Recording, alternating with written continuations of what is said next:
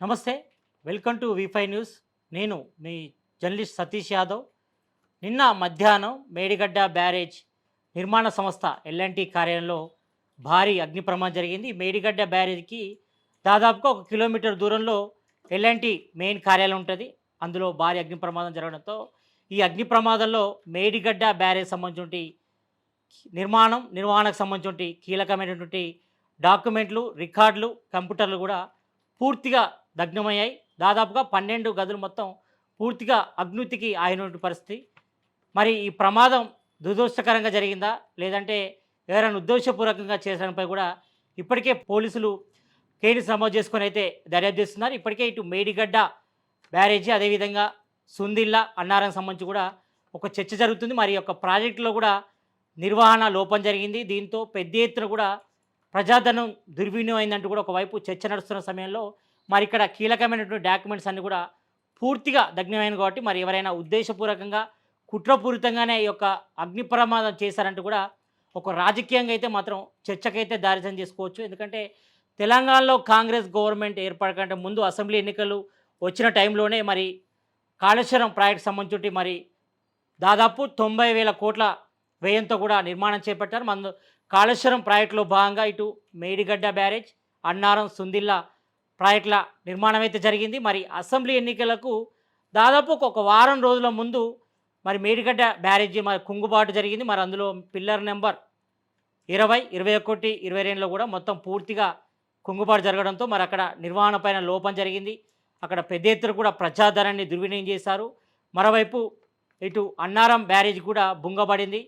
మరి సుందిల బ్యారేజ్ సంబంధించి కూడా మరి అక్కడ ఇంకా టెస్టులు జరుగుతున్నాయి. అక్కడ నిర్వహణ లోపం జరిగిందని కూడా మరి ఇప్పటికే ఇటు తెలంగాణ గవర్నమెంట్ కూడా మళ్ళీ కాళేశ్వరం కమిషన్ రిపోర్ట్ కూడా వేయడం జరిగింది. మరి ఇందులో పెద్ద ఎత్తున కూడా మరి నిర్వహణ లోపం జరిగింది, పెద్ద ఎత్తున కూడా ప్రజాధనం దుర్వినియోగం కాబట్టి మరి దీనిపై విచారణ కూడా సీఎం రేవంత్ రెడ్డి కూడా ఆదేశించారు.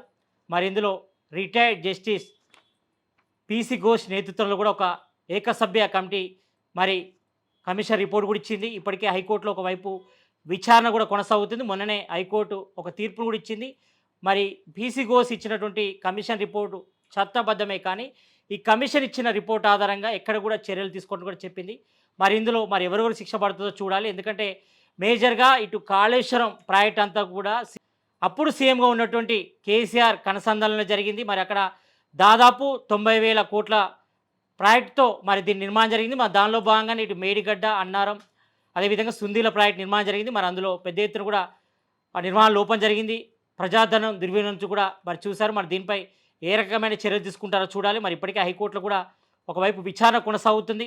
మరి ఆ సమయంలోనే ఇటు మరి కాళేశ్వరం సంబంధించి ప్రాజెక్టులో భాగంగా నిర్మించినటువంటి మేడిగడ్డ బ్యారేజ్ ఎల్ఎన్టీ కార్యాలయంలోనే ఈ రకంగా అగ్ని ప్రమాదం చోటు చేసుకోరు. మరి అది కూడా అక్కడ పొలాల్లో ఉంటుంది ఈ యొక్క కార్యాలయం. మరి అక్కడ వరి కోయలకు సంబంధించి ఒక నిప్పు పెట్టడంతో ఆ నిప్పు రవ్వలు ఆఫీస్పై పడడంతో మరి పూర్తిగా 12 గదులు దగ్ధమైనట్టుగా మరి అక్కడ ఉన్నటువంటి అధికారులు కూడా మరి వాళ్ళు స్టేట్మెంట్ ఇచ్చారు. ఇప్పటికే పోలీసులు అయితే కేసు నమోదు చేసుకుని దర్యాప్తు చేస్తున్నారు. మరోవైపు ఇప్పటికే మొన్ననే సీఎం రేవంత్ రెడ్డి కూడా మంత్రి బృందంతో అక్కడికి వెళ్ళారు. ఇప్పటికే ఇటు మేడిగడ్డ బ్యారేజ్ సంబంధించి మరి మరమ్మతులు కూడా కొనసాగుతున్నాయి. ఇప్పటికే నేషనల్ డ్యామ్ సేఫ్టీ అథారిటీకి సంబంధించి అధికారులు కూడా అక్కడ ఉన్నారు. అక్కడ సాంకేతిక పరిమితి పరీక్షలు కూడా చేస్తున్న క్రమంలోనే మరి ఈ రకంగా మేడిగడ్డ బ్యారేజ్ నిర్మాణ సంస్థ ఎల్ఎన్టీ కార్యాలయంలోనే మరి ఈ రకంగా అగ్ని ప్రమాదం జరగడం, మరి కీలకమైనటువంటి డాక్యుమెంట్స్, రికార్డులు, అదేవిధంగా కంప్యూటర్లు కూడా పూర్తిగా దగ్ధమైన కాబట్టి మరి దీనికి సంబంధించిన డాక్యుమెంట్స్ అన్నీ కూడా మరి భద్రపరిచారా లేదా,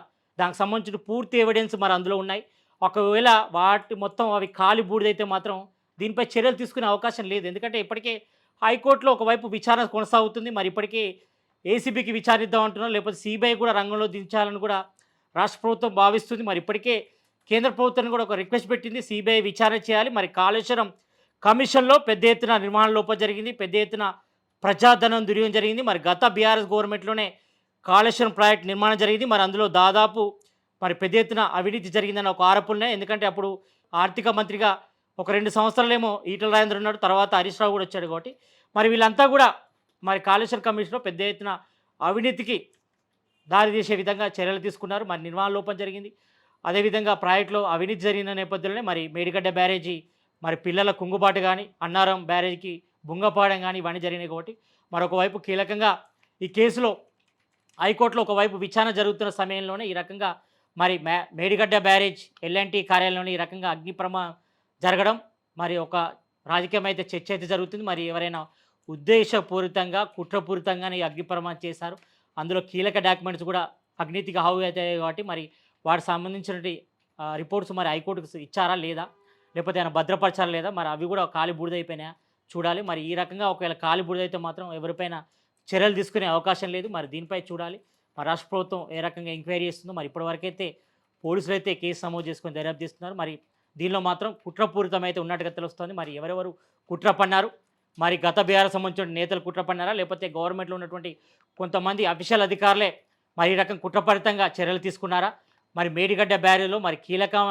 ఉన్నటువంటి మరి డాక్యుమెంట్స్ కూడా అవినీతికి ఆవుతాయి కాబట్టి మరి దీని వెనుక గత బీఆర్ చేతుల కుట్ర ఉందా, లేకపోతే ఈ గవర్నమెంట్ ఉన్న వాళ్ళు అధికారులు కొంతమంది గత ప్రభుత్వానికి సపోర్ట్ చేస్తున్నారా, మరి ఈ యొక్క కాళేశ్వరం కమిషన్ రిపోర్ట్ని మరి నీరుగార్చడంలో భాగంగా ఈ అగ్ని ప్రమాదం జరిగిందా, లేదంటే ప్రమాదవశాత్తు జరిగిన దానిపై కూడా కేసు నమోదు చేసుకున్నాం. మరి చూడాలి. దీనిపై రాజకీయంగా ఒక చర్చ అయితే జరిగే అవకాశం ఉంది. మరి దీనిపై సీఎం రేవంత్ రెడ్డి గవర్నమెంట్ ఏం చర్యలు తీసుకుంటుంది, మరి రాబోయే రోజుల్లో మరి ఇప్పటికే ఇటు హైకోర్టులో విచారణ జరుగుతుంది కాబట్టి మరి దీనిలో కుట్రపూరిత ఉందని కూడా తేల్చాల్సిన అవసరం. దీనిపై కూడా ఒక కమిషన్ వేసి మరి దీనిపై ఎంక్వైరీ చేయాల్సిన అవసరం అయితే కనిపిస్తుంది.